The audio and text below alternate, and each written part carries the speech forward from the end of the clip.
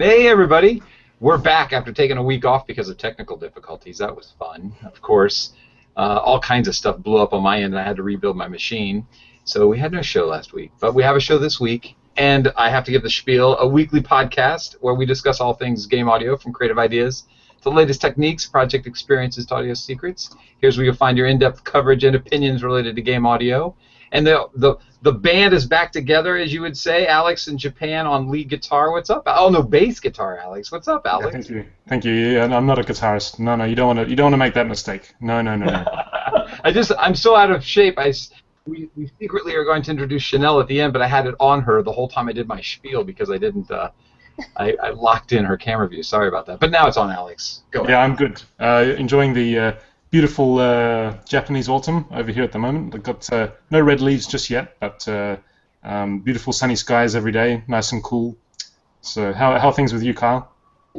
Going great now that I got a computer rebuilt. This thing is fast. Yeah, computers, they're useful, I guess.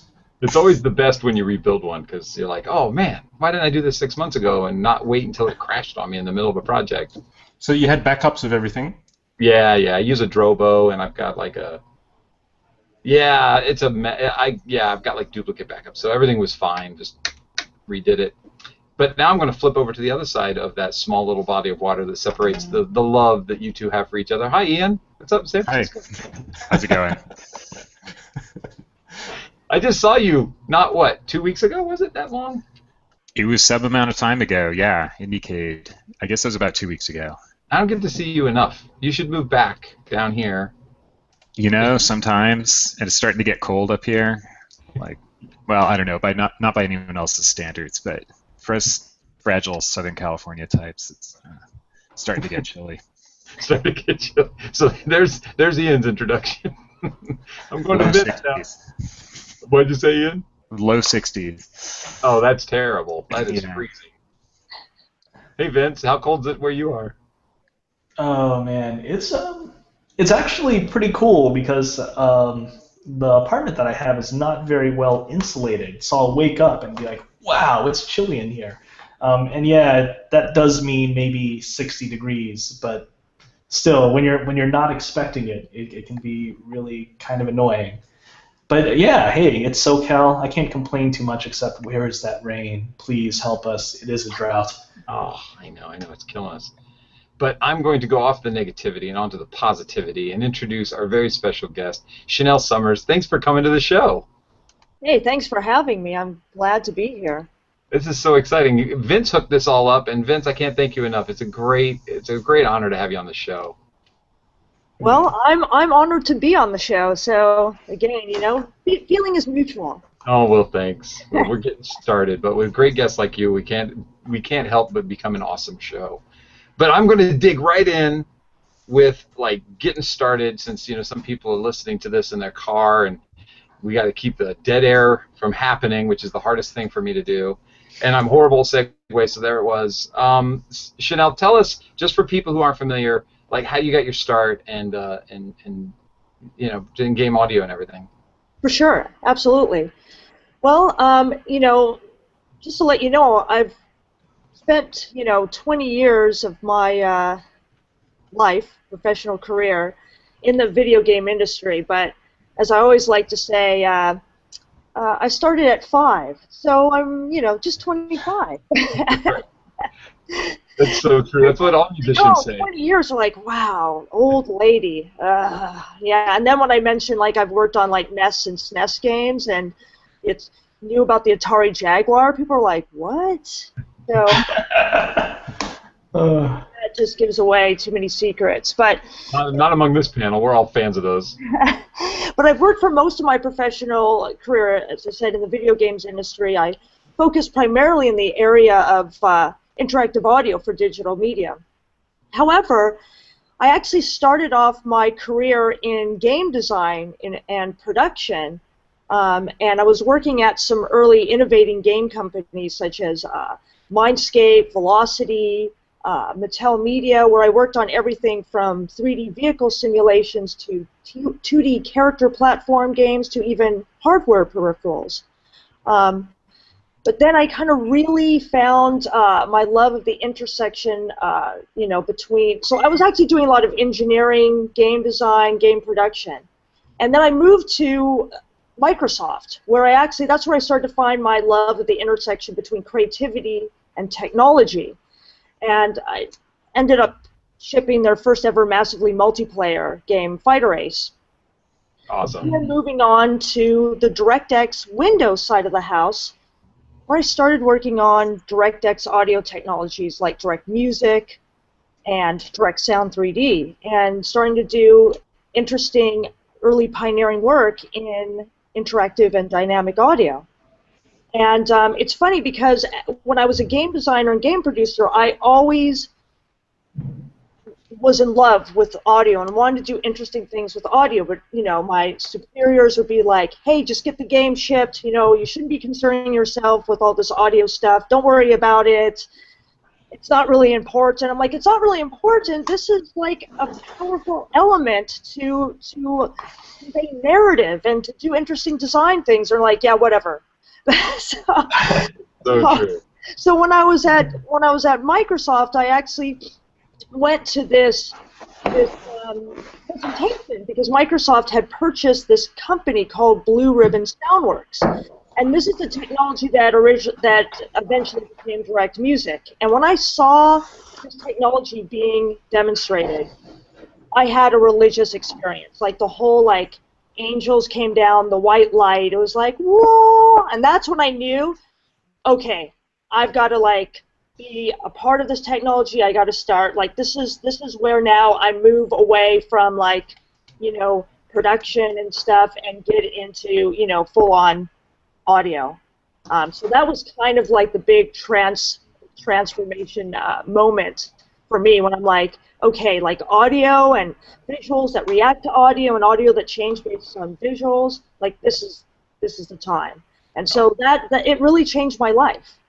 And so I never kind of looked back, and that's sort of when I really fully jumped into the whole sort of, audio realm. And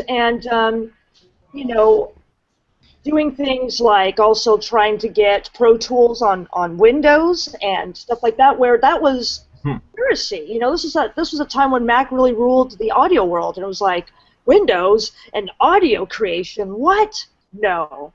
And so I was, doing a lot of evangelism on that side of the fence. And then I got snagged over and became a member of the original Xbox team and helped to design the audio subsystem for that groundbreaking console.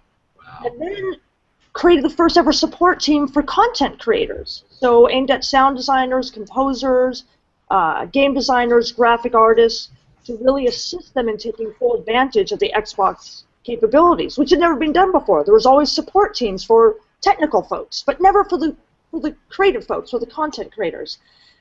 And this was important to us on Xbox because we were making a system by artists for artists, and we really wanted to help the creative people usher in the next generation of super awesome games. That's fantastic. And you had a background in music already, right? Yeah, I had a background in music already, a lot of music theory, piano for many years, so it was sort of like everything was starting to come together and make sense. I don't know, I guess when they say timing is everything, that's true, timing is everything. Yeah. And but then eventually, I left Microsoft. I wanted to kind of take my experience of songwriting and nonlinear forms and dynamic audio and music composition and sort of create and produce audio for projects, myself. Because before I was doing a lot of things of helping others to make their audio better in their games. So I was doing a lot of education and evangelization, and I love that. I absolutely love that. And I continue to always do that. But I also wanted to do, things where I create myself for projects. So now I own and run my own audio production and consulting company, Syndicate 17, and I also teach the art of video game audio at USC and other prestigious universities and events and conferences all around the world. That's a Sorry, great. it's so long-winded. No, that's a great history. Quite a resume. Yeah, it is. Absolutely. Did you study audio in college? And now I'm tired. Oh, well, now we'll just throw it to everybody else. You relax. We'll take it from here. I just want to say I actually still have an MP3 of a song that I wrote in Direct Music Producer back in like 2000 or so. I took, whatever, like a month to learn the ins and outs of that. The only downside was I didn't have a gig to apply it to or the skills to make a game, so I was just kind of messing with it. And, I thought it was kind of ahead of its time, like all the stuff you could do with it. I remember you could just take raw MIDI and then apply like these different bands, like different groups of instruments, and then set up different segments, and it was very modular. Exactly. Oh my gosh, that's fantastic. What a blast from the past. That's awesome. Yeah, no, there's a lot of folks that are just still really big fans of direct music, and it's unfortunate that it's no longer being supported by Microsoft. But there's people that are like, man, it could do stuff that maybe other middleware things don't quite do, and but it's unfortunate, but it is what it is. And it's funny, when we were doing it at the time, people were like, dynamic interactive audio, that will never take off. You guys are cool. There's so much reinventing of the wheel happening. Yeah. Yep. Yeah, it's like now, we've got these other, and now the roost is ruled by Fmod and Wise, and they're not doing everything that Direct Music Producer is doing, but a lot of the guys, they want to add in, all the music semantics that Direct Music Producer had, and understanding things like keys and rhythms and grooves, and I have fond memories of Direct Music Producer because that was still in when I was in college and thinking I want to do music for video games, and it was a free tool, and I downloaded it, and oh man, I wonder if it will still run on Windows 7. I should try that out. You know what? I'd love to play with that again. Awesome experiment. Yeah. Try it, Vince. That'd be great. Yeah. Like, okay. Yeah, especially with what you know now.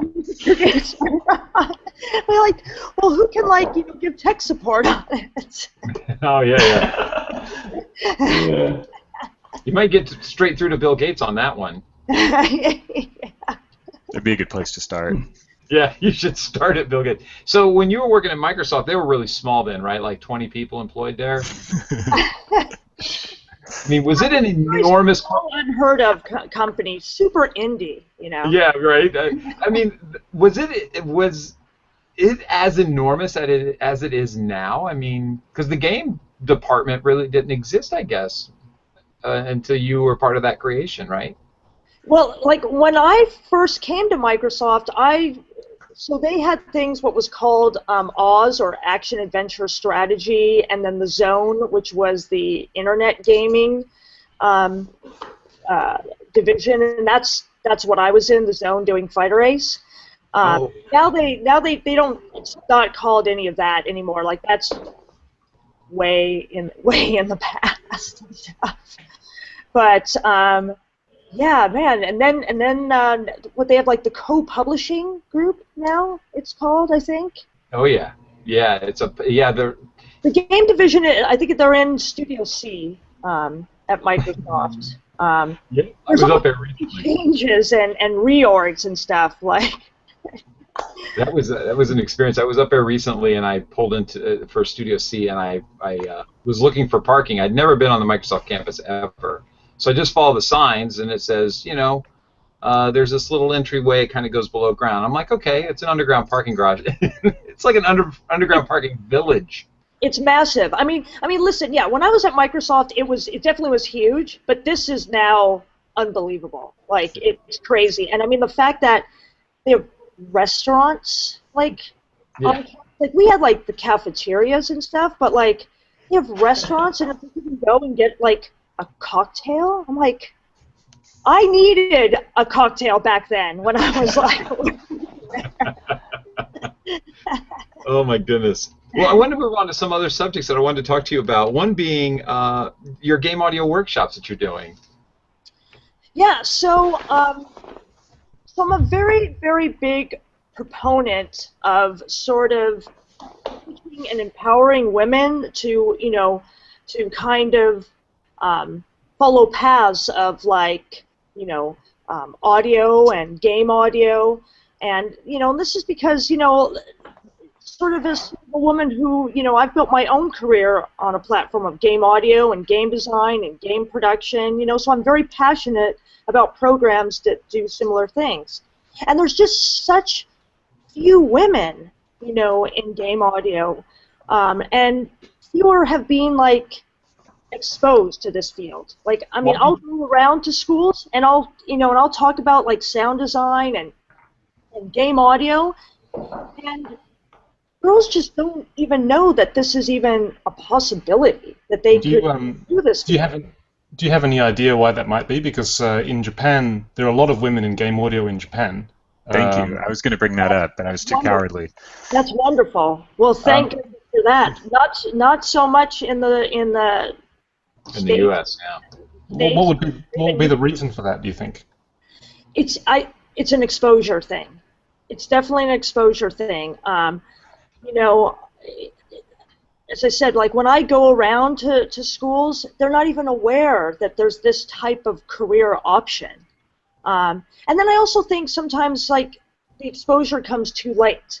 Like I believe we have to get to girls younger, like when they're 9, 10, 11, before they have sort of, form their notions about things, or like their parents have told them this is what you're going to be, or society has said like this is what you can and can't do, or their classmates have said that, or other teachers have said that. And just showing them like how cool audio is. So I've actually created these game audio design workshops that are based on the class I created and teach at USC. And what I do in the workshops is definitely not dumbed down. I mean, I take my actual semester at USC and do a 1-month-long version of it 4 hours a day. So it's super rigorous. It's super intensive, actually. So if anything, I'm more hard on them. And the whole idea is to basically introduce them to sort of give them a technical and artistic foundation in audio. And so we look at basically other aesthetic reference points. We look at like film and literature and sculpture and painting, and what design ideas can we glean from these aesthetic reference points, and how can we bring them into game audio design and do some really cool and amazing stuff, like almost, works of art with our audio. So true. I've been doing this the last 2 summers at a school in Bellevue, Washington, which is, basically, well, I shouldn't say a suburb of Seattle. It's its own proper city. But the school is called Forest Ridge School of the Sacred Heart. It's a girls' private school.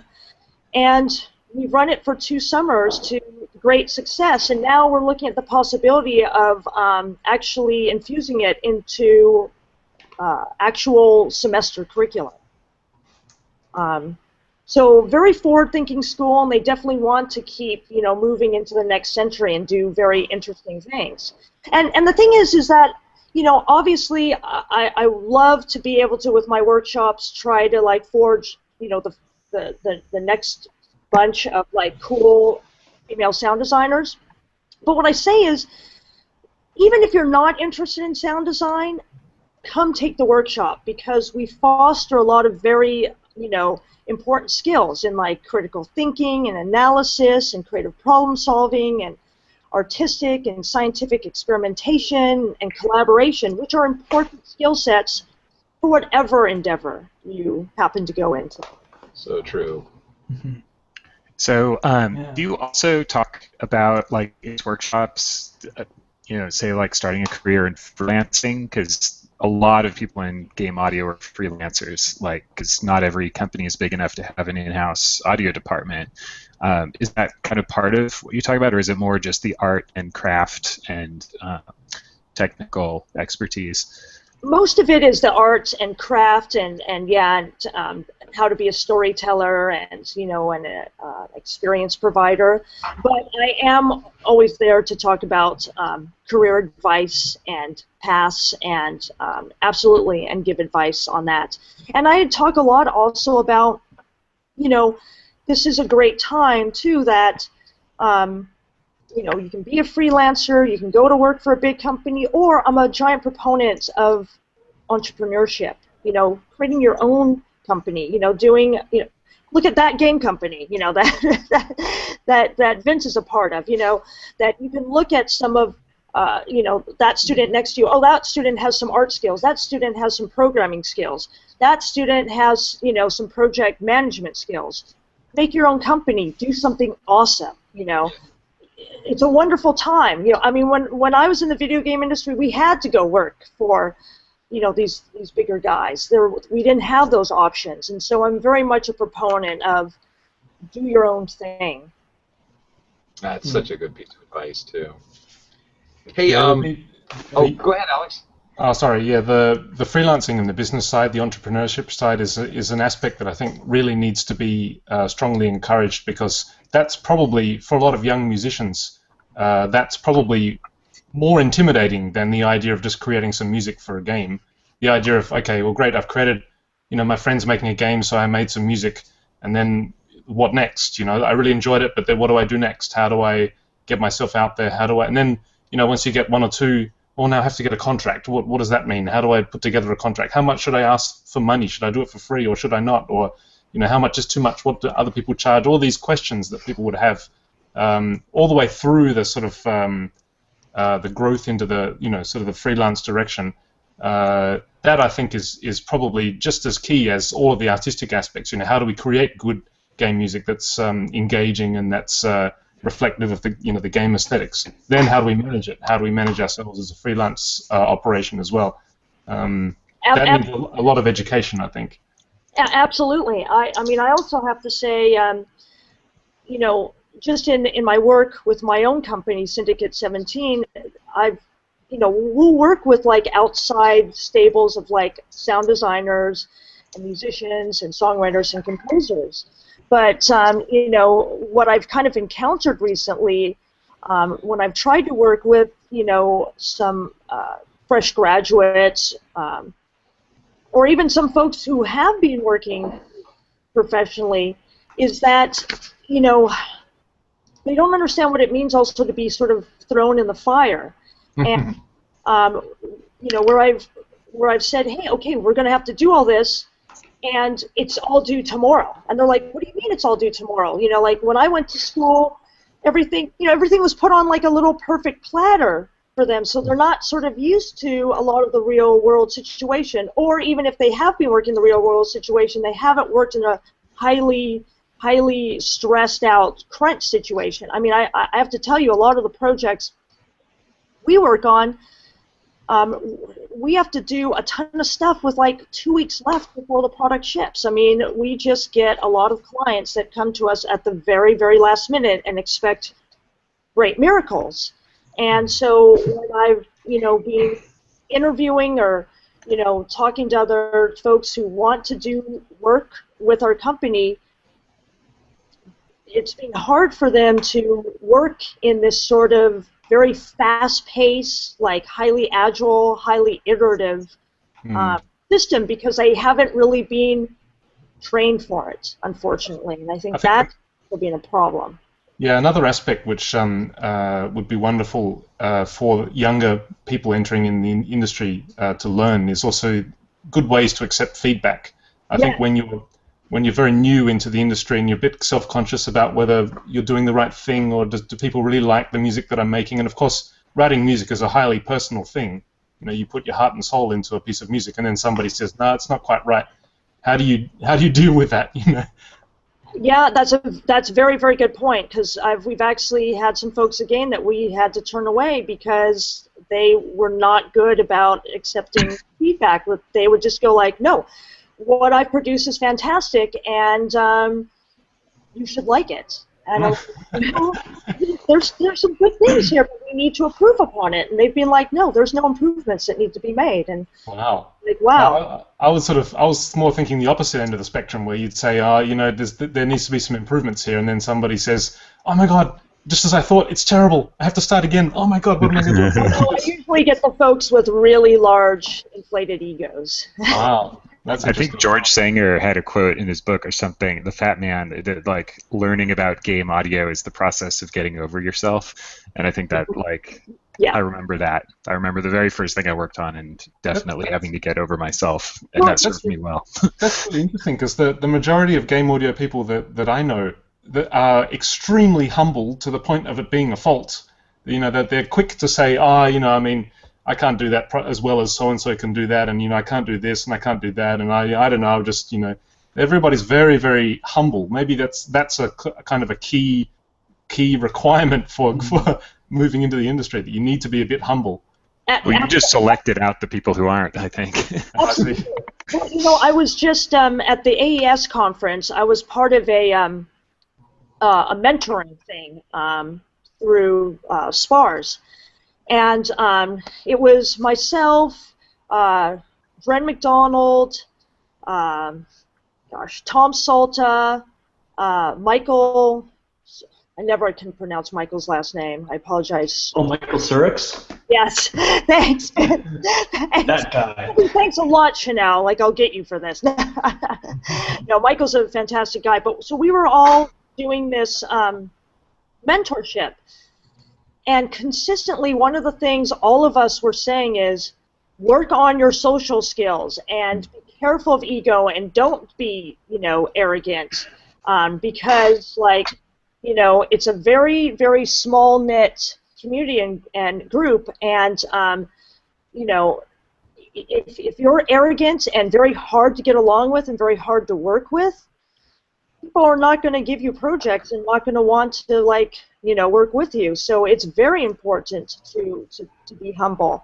And we even talked about the thing about we'd rather work with someone who maybe isn't as adept in certain areas in game audio, but is such a joy to be around. We'd rather work with that person and just teach them what they don't know, versus the person that okay, maybe they are really talented, but it's just horrendous to be around them. That explains it then, because the one thing that I've been always so impressed and so moved by is just the general air of open-mindedness and just humbleness in the game audio community. And I've always thought, why aren't there more sort of rock star attitudes here? You'd think that some people would be really check out my stuff, I'm hot, but you just don't seem to get that. Everybody's very humble and very open-minded and always willing to share ideas, and that's one of the things I really love about the game audio community. They're all kind of filtered out, I guess, by people like you. You're talking about professionals. Yeah, we're don't come in here and ruin our perfect, beautiful land. Oh, that's awesome. Well, hey, let's talk about audio as a storytelling device. I've got some anecdotes on that, but I wanted to talk to you about what your experiences have been. Well, I just want to say that, it's unfortunate when there's folks that don't quite understand the power of audio and what it can do, and Preach it, Chanel, preach it. I think we all have had experience with this, that, graphics rules the roost, or, physics, AI, graphics, it's all of these things, and then all of a sudden, audio comes in at, in the middle or in the last moment, or sometimes not at all, and it's wait a minute, why is that removed from the process? Why is that, not part of the process? Why isn't that in, pre-production? Why isn't...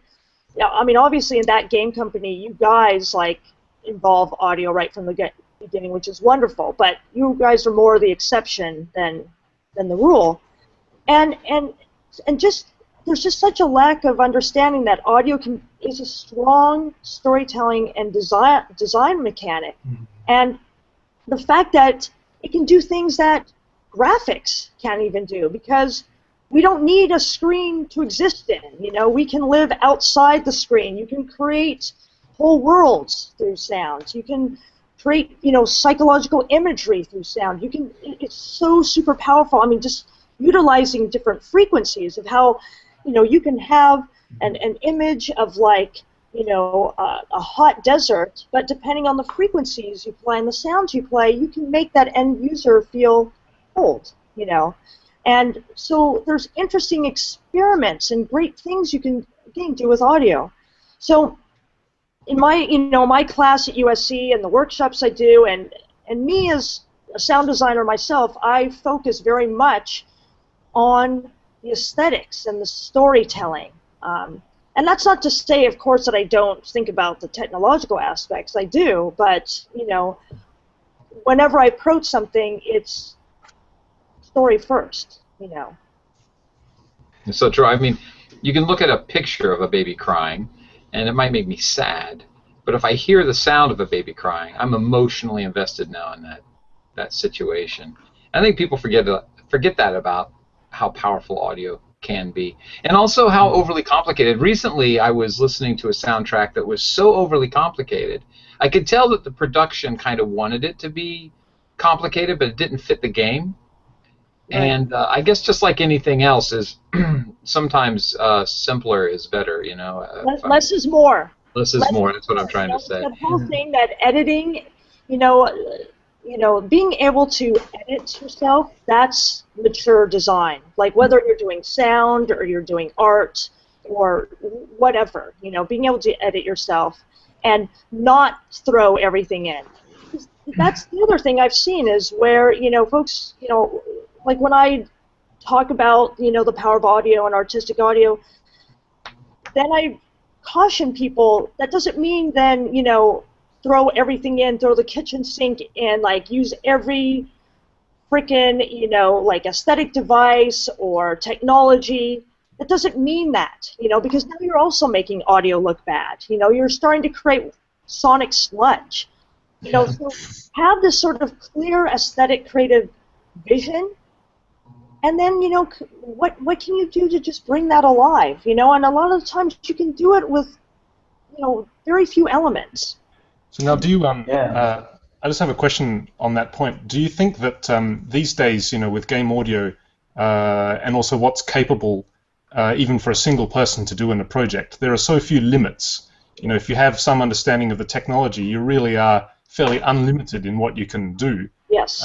Of course, compared to the you know, the previous eras of game audio, where you're always running up against this technological wall that you can't sort of go beyond. So you obviously need to find creative, artistic ways to get around those walls to achieve the idea that you have, despite the technological limitations. Do you think that we've lost something by gaining all of this capability?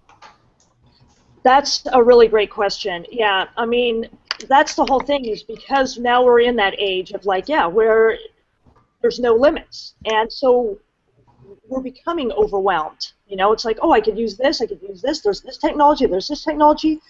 I mean, I was just looking at, you know, I'm looking at stuff in the 3D audio, you know, spatialization, sound propagation, binaural space, and there's so many folks developing tools in that space as well. So you can get so lost in everything that's being done, so now it's hard to actually tell your story and create your experience.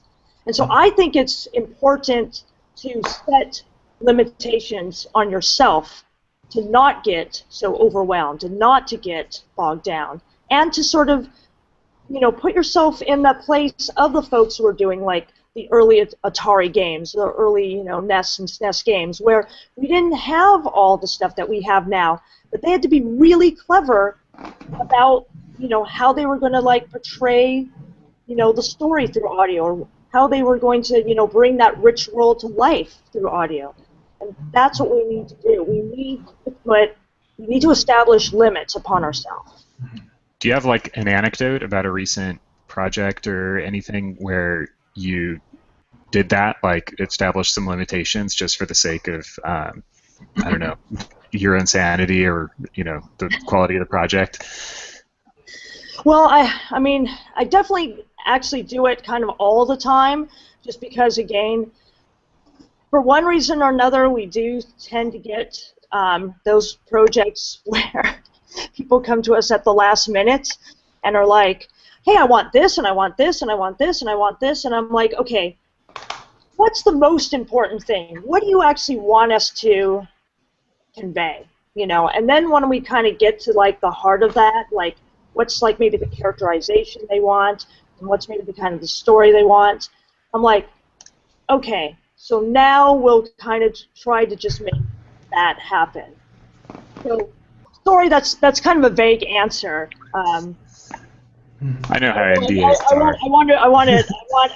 In a way, I kind of don't want to also be specific and call certain, you know, projects. Right. Hey, Chanel. Oh, what's the fun in that?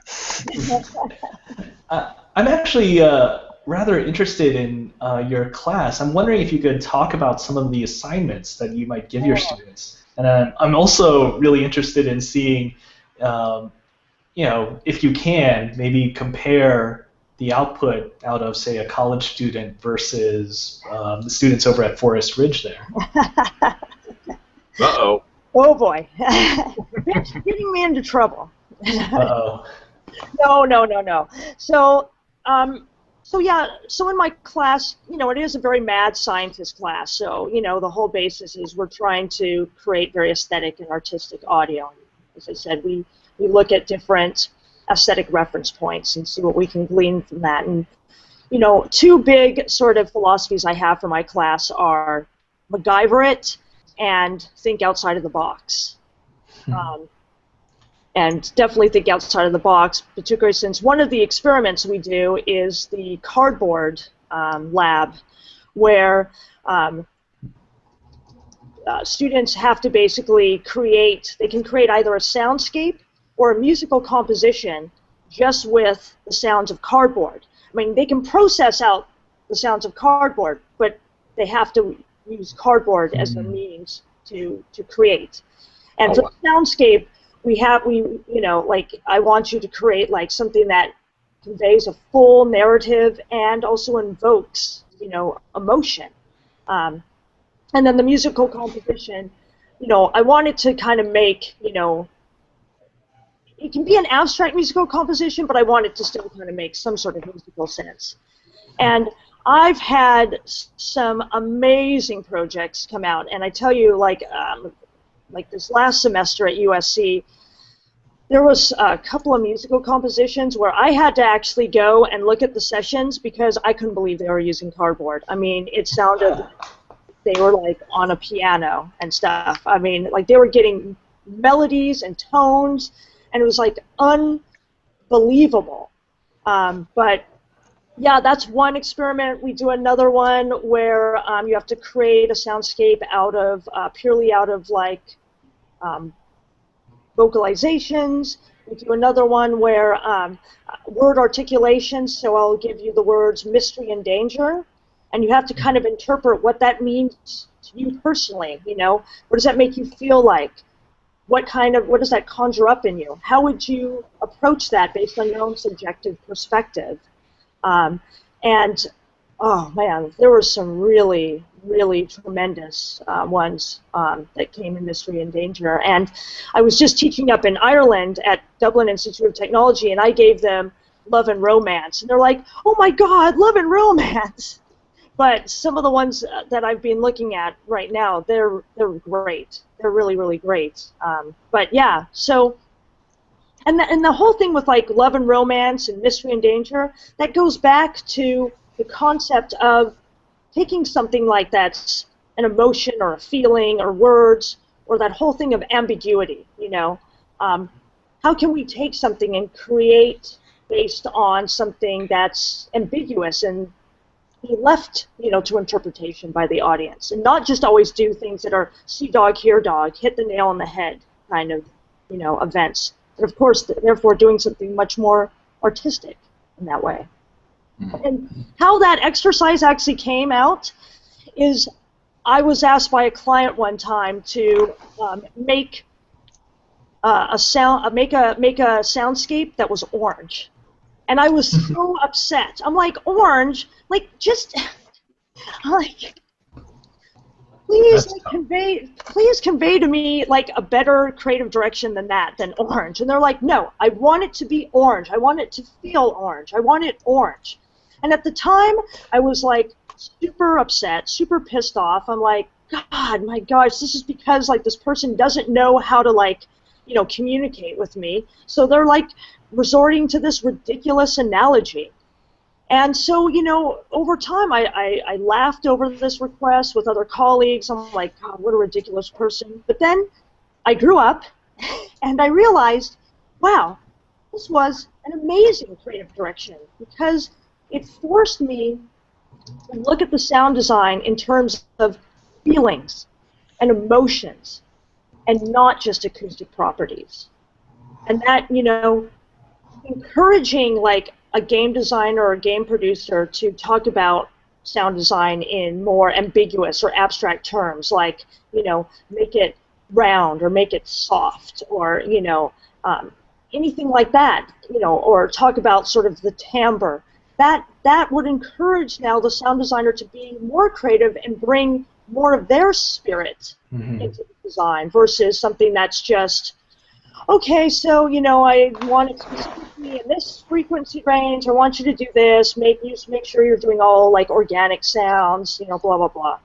So, but, yeah, that definitely came out of maturity. What kind of advice do you give in that situation? Because I imagine that, like, if somebody asks you to make a soundtrack that is orange, you know, how do you...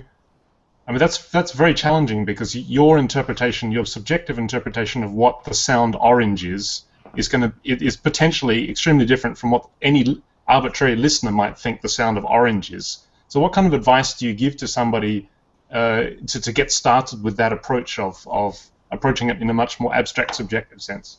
Well, I mean, you can obviously look at something like color and sound theory, you know, because there have been, you know, things written on, like, sort of what does blue sound like, what does white sound like, what does black sound like, what does red sound like. And, yeah, and just kind of enveloping yourself in it. Well, orange, you know, I interpret it as sort of, you know, warm tones. And that, you know, it should bring on a warm feeling, and so a lot of the, you know, frequency levels should be in the mid-range, and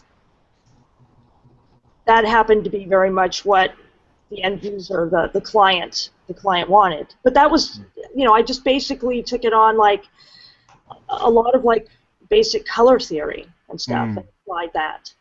That's interesting. I mean, with colors, of course, yeah, you do have that academic backing that you can fall back to. But I imagine that in some situations, you know, I'd like you to compose a piece of music that is all about irony. Okay. Yeah. You know. Yeah. I have a colleague who he's a sound designer in Vancouver, and he works primarily in stage, and he had a client who said, I want you to compose a piece that is, oh God, what was it again? It was Philip Glass in a smoky coffee house having a conversation with Tom Waits, and he's like, what? Wow. I like that. Yeah, I've got some sounds in my head. Yeah. I want to hear that. So he tried to put some images together, but he said, you know, he kind of did the wrong thing. He said, I guess I should have like talked to her more and questioned her more, because he just kind of went away, and he kind of composed it 5 different ways, and she was like, nope.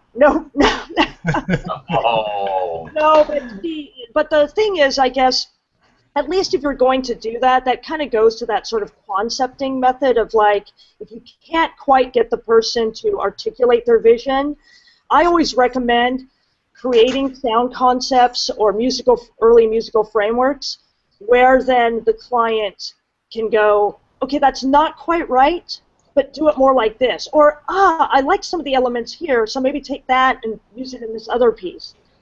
Yeah. And that's been a really, really good device, again, for when the client is just unable to articulate their vision and where rhetoric dialogue is just not working out. And a lot of times that's the only way.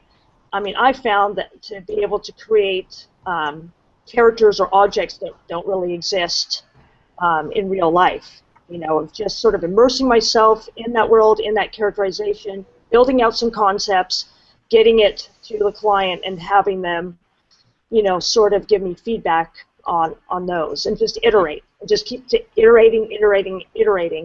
Because I mean, I can tell you, when a lot of folks may not be very good at talking about sound and describing what they want in sound, but I found they're really good about saying what they, like and don't like when presented with demos. Isn't that the truth? Yeah.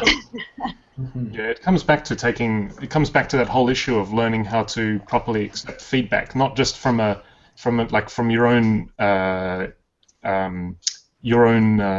self-confidence and self-esteem point of view, but also actually interpreting if the client says, no, it's not fast enough.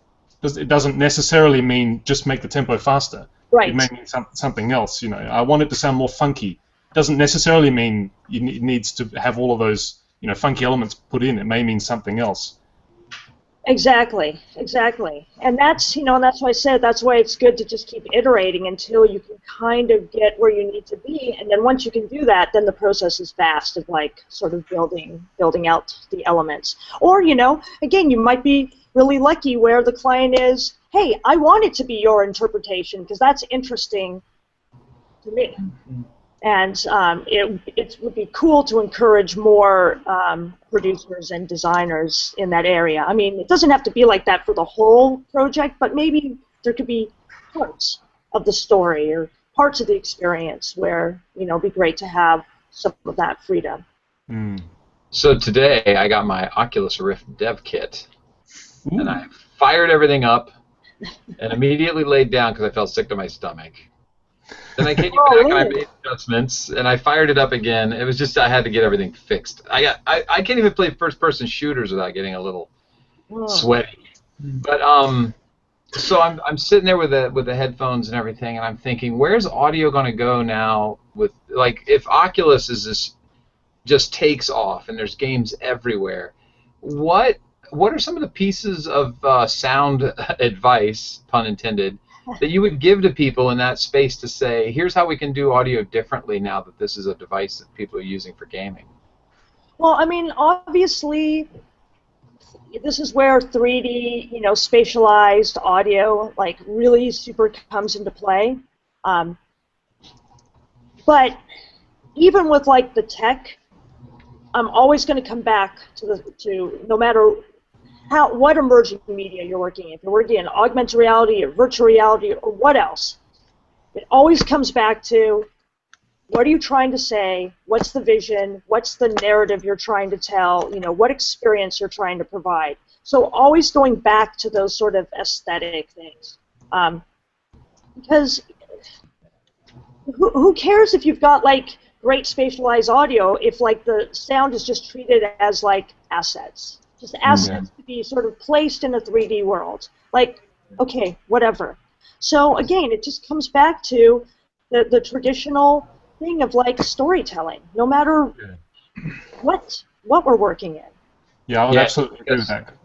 Yeah, and just because you have all this visually happening doesn't mean that the audio has to match that. I mean, even being simple and direct and being a direct reflection of what it is that you're taking in through this new interface is probably more powerful than trying to fill it and compete with the visuals auditorily. And you know what? We shouldn't always think that we have to fill up the space. You know what? Sometimes silence speaks volumes. Oh yeah. Yeah, I'd absolutely agree with Chanel's advice there, because at where I work in Kyoto, at Vitae, we're working on a VR project as well, and I'm using Wise to do all of that. And very quickly I realized that, the 3D aspect of it, and the fact that when you hear and you turn your head, and it very quickly you realize that, there's a lot of potential there for interesting experiments, but of course none of it is significant unless the audio itself has a certain direction and a certain aesthetic purpose which fits in with the rest of the game. I mean, if it's all just arbitrary sounds doing this amazing thing in 3D because you've got this helmet on, that's far less impressive than just a solid solid audio implementation with a solid artistic direction with just a standard 3D implementation. Exactly. It's almost like going back to, prior to when we had interactive and dynamic audio, and people would either, slap it in, or worse, it would be acoustic wallpaper, and it's like I don't want to see now 3D, spatialized acoustic wallpaper. Yeah. Mhm. Yeah. One interesting thing that we're finding is that the whole paradigm of putting this thing on right now, because it's very new, the amount of stimulus that's coming in for the player is really overwhelming. Yeah. And I think maybe, assuming that this kind of VR technology takes off, perhaps 5 years, 10 years down the line will be a better time to start doing all of this kind of stuff. But right now, I think what the player really needs is a solid grounding, that the audio, nothing too crazy or too experimental, just a good implementation in more of a traditional way, Yeah. with a sort of a bare bones implementation as far as 3D is concerned. Otherwise, it just becomes way too much. You've also got the physical issue with VR, where it's very easy to invoke motion sickness through it if you're not doing certain things. So I think keeping the audio as a nice, strong, solid bedrock for people to sort of latch onto while they're dealing with this strange new stimulation. I think that's the approach that we're taking, and that seems to be fairly successful. That's terrific, Alex. I mean, I agree with you. Because I've listened to some folks' experimentations with audio in their VR applications, and it's just being overwhelming, where I have to take the headphones off because I'm like, oh my God, audio coming from everywhere. It's too much. I think like my brain's going to implode. Like, why are you modeling, all this, and just. It's an assault on the senses, and it goes back to that sonic sludge thing. It's a train wreck, and now all of a sudden audio looks bad because it's being over implemented. And the virtual reality application, holy cow! I mean, And plus, we've already kind of literally sit down and take in some water and breathe because it was just too much. I'm like, we don't need all this audio going on. So true. And we've already gone into our virtual surround audio field. We've been in 5.1 now in games for quite a while, and I've worked on 7.1 projects and in theaters and things. I mean, this has existed for a while, but VR, even though I know this is really kind of the second pass for VR for games, isn't it? Because Nintendo had one of those for a while. But anyway, so, the ability to see your space has not been available, so to say, if you don't include the Nintendo stuff. But the ability to hear around you has been around for a long time. But I think some people presume that since we have this new device, the audio is somehow going to be different. And that's what was challenging my brain, as I was thinking, I can't find a way that that I would do anything different for audio just because I'm wearing a VR headset. I'm sure there will be. I mean, the reason for it is just it's exciting new technology, and of course, whenever there's exciting new technology, creative people get creative and think up great new ways and wonderful experimental things that we can do, which is fantastic. Of course, it's not always appropriate for the user experience, and especially when the paradigm is so new. You need to give people a bit of time to catch up to it. So now is not maybe the best time for super crazy experimentation, but eventually I'm sure that all of that will be very significant. And being able to obviously turn my head and have the audio shift, the stereo field shift as well. Now, obviously, that's very useful, and thank you, VR, for allowing that. That's something you would do different. I just wanted to correct myself so people didn't think I was some dummy. Too late! And also, obviously it's nice to have sort of like fall-off curves and proper volume attenuation, that if I am walking away from a waterfall, it's not either following me or it's not still significantly loud, even though I'm, far away from it. But, I guess I just go back to the whole thing of about what Alex is saying. It comes down to, I think, that less is more philosophy. Stop piling things in, or again, think about what is a good, clever use of how you can make audio really, again, bring this world to life. And don't treat audios just like assets. I hate it's like when people go, here's my asset list, like, now I got to go and execute on that. And I'm like, oh, audio is so much more and has deeper meaning than that. Asset list. We're preaching to the choir in some ways here. Yeah. Hey, Chanel. I just wanted to ask a question that was asked in the chat room. Beat me to He's it. wondering if you ever do any lectures or workshops in San Francisco, and if not, if you would consider doing a lecture over at PureMind, which is a recording studio up there in San Francisco that they do a lot of educational and game audio events over there. I'm very familiar with PureMind, and I'd love to do that. I would absolutely love to take them up on that offer to do a lecture up there.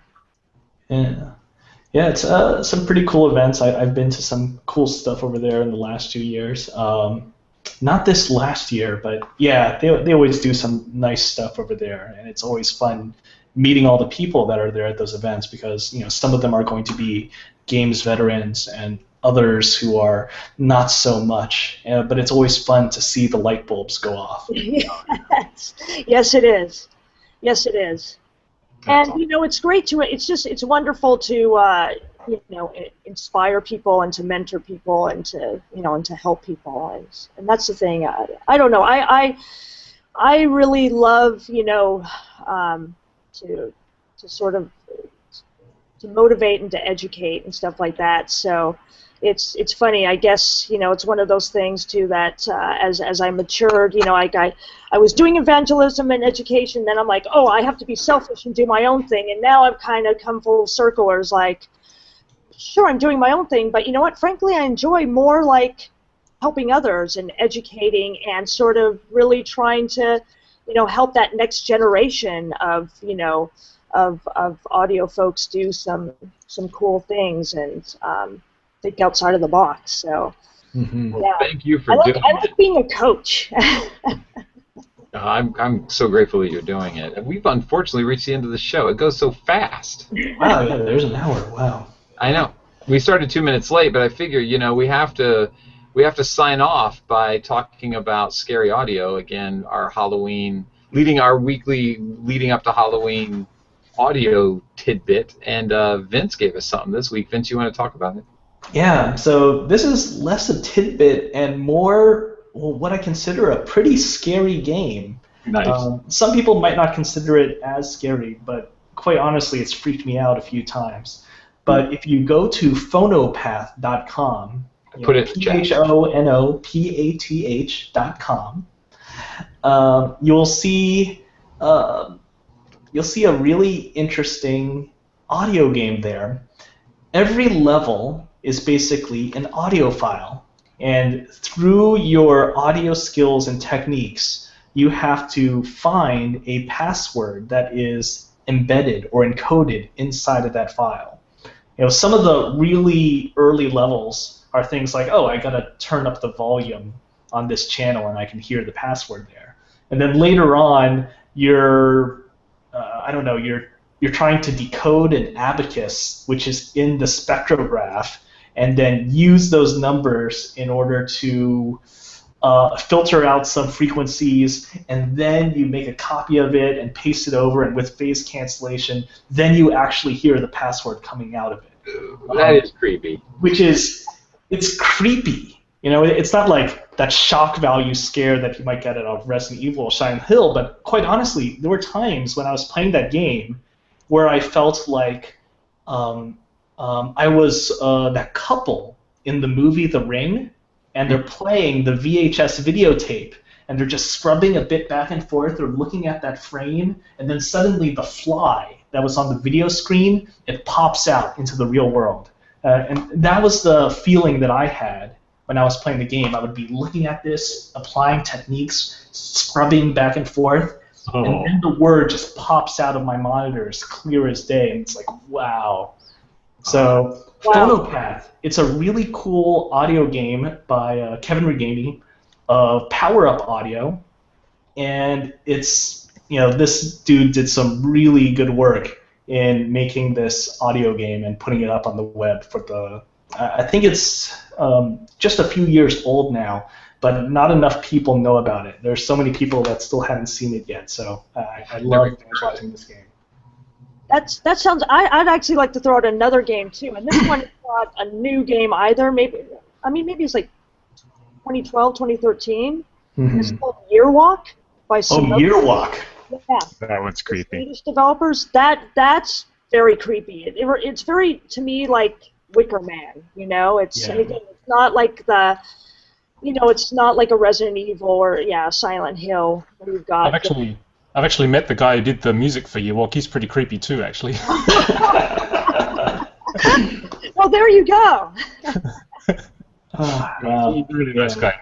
Not creepy. But it's a beautiful game, you know. I mean, the art style's beautiful. I mean, what they do with the sound and music, it's fantastic. I think it's a work of art, you know. And that whole sort of black and white, you know, monochrome thing, like Limbo. I mean, I'm a giant fan of Limbo. So, but yeah, Yearwalk I think is super creepy. Oh, that's awesome. I agree with that. If you guys could put the chat in the link, I couldn't tell because of how Google Hangouts is so kind to us with microphones. If everybody was saying Yearwalk or something else. Yep. So that should be the link to the iTunes store there. Awesome, awesome. Well, happy Halloween to everybody, including you, Alex. Oh, thank you. I'll try my best to understand this strange custom. Eat some candy. Visit Akihabara on Sunday, perhaps. I don't know. I've got to put on a costume and go scare some people. Is that the deal? No, Alex, you have to put on a costume and then send us all $50. That's okay. All right, I'll get that together right now. But maybe that's Christmas. Thank you so much for being on our show, Chanel. It's so awesome to have you here. Well, thank you guys so much. This was awesome. I mean, I couldn't think of spending this past hour doing anything more like entertaining than having a chat with you guys. Oh, well, thank you so much. And you know what? Hopefully we'll have you back. I hope you'll come back is what I'm trying to say, because there's so much more I want to talk about. Oh, yeah, I absolutely love to.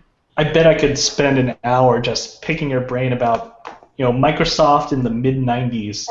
These were such interesting years because, you know, back in the day, games at Microsoft basically meant Microsoft Flight Simulator. Exactly. Then it suddenly became this big thing. And direct music, of course, because I thought direct music would be so awesome, and it was. It just, you know, then it sort of fizzled out when you got to the 2000s. But still, just those concepts that were there. Yep. Yeah. And I'd love to talk more about things like augmented reality and you know, the Leviathan project that was developed between USC's Media Lab and Intel Labs because I worked actually with a student-based team to do the audio design and score and mix of all the audio elements together for the Leviathan demo for the Consumer Electronics Show. So I'd love to talk about our approach with that, and you know.